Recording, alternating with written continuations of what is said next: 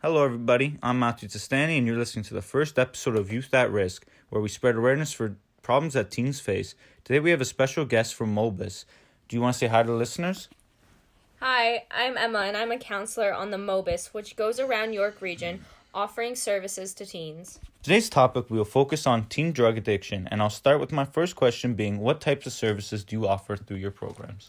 So we offer counseling services and medical services. We have 2 counselors on board, a medical health worker, a peer support specialist, and a nursing practitioner. So since this is a mobile service, what would be the main demographics you service? And do you notice a distinction in the uses of your services based on gender? So the ages we serve are 12 to 25, but we don't turn down anyone who comes. We direct them to other services.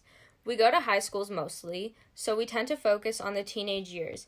I would say we have a mix of genders, and not a particular gender stands out for using our services the most. Funded? Is it through private donations or government funding? It's a mix of both. We get a partial funding from the Ontario government, and everything else is through fundraising. Next, do you think there is enough funding? And if there isn't, how can there be?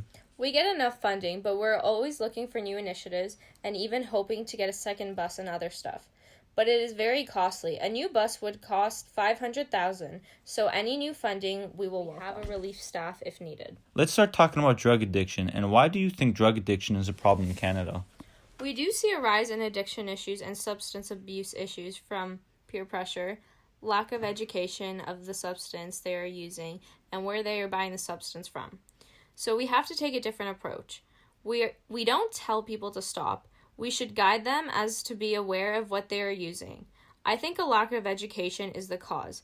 Like before they are using, they should know what it does. Also, when a teen with a drug addiction comes to, how would you help them?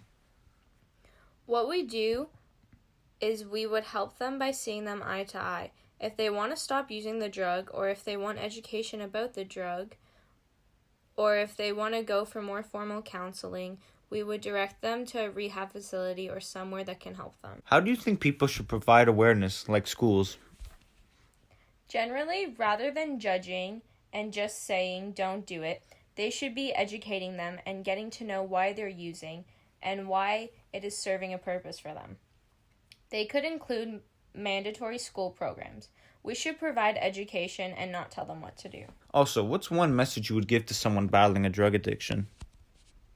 It is challenging. It's not going to be an easy thing to do. Keep trying to seek support. Sometimes people think they can do it on their own, and have someone guiding you makes a difference. Lastly, are teens the most common age group you deal with when it comes to drug addiction? So teens are the only age group we deal with. Lastly, are teens the most common age group you deal with when it comes to drug addiction?